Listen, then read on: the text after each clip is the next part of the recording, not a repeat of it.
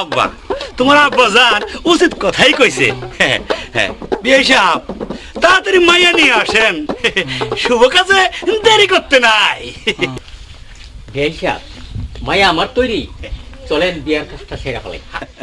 এই বিয়া তো অবশ্যই হইব বিয়া সাহেব, তবে বিয়ার আগে রেনা দানার ব্যাপারটা সেরে ফেলে ভালো হয় না? কি বলো কেরামত আলী? আপনি ঠিক কথাই কইছেন ভাই সাহেব। বিয়ে সাহেব বিয়ের আগে লেনদেনের ব্যাপারটা একটু সাইডা ফেলান। কাজী আর ছেলে তো রেডি আছে, বিয়া পড়াইতে কতক্ষণ, তাই না? বেশা আপনার কথা মতো আমি সব দিতাছি, তবে মোটর সাইকেলটা বিয়ার 1 মাস পরে দিব।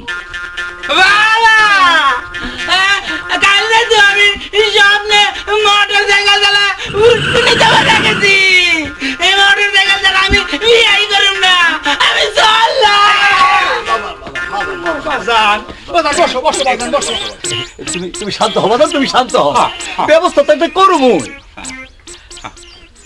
বিয়া সাহেব বিয়ার আগে তো আপনি এমন কথা কন নাই, কি বলো কেরামত মিয়া?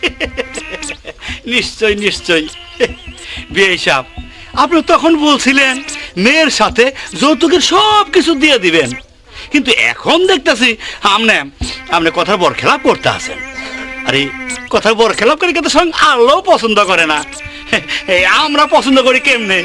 আর তাছাড়া মোটর সাইকেল ছাড়া তো ছেলে বিয়েই করবে না, নাকি বলেন ভাইজান? ঠিক কথাই কইছো। বিয়াই সাহেব আপনি একটু বুঝেন, আমি গরু ছাগল ধানি জমি বিক্রি করিয়া সব ব্যবস্থা করছি, শুধু ওই মোটর সাইকেলের টাকাটা আমি এখনো জোগাড় করতে পারি নাই।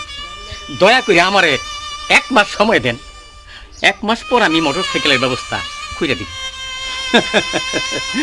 মোটর সাইকেল তো আর আমি চালাবো না, মোটর সাইকেল চালাবো আমার চুলাই। বুঝাইতে আপনি হেরে বুঝান, আমার কোনো আপত্তি নেই। বাজান তুমি একটু বুঝো।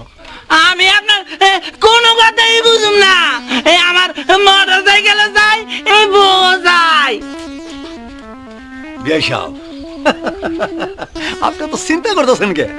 বাপ বেটা দুজন যখন আইছি, বিয়ে তো অবশ্যই হইব।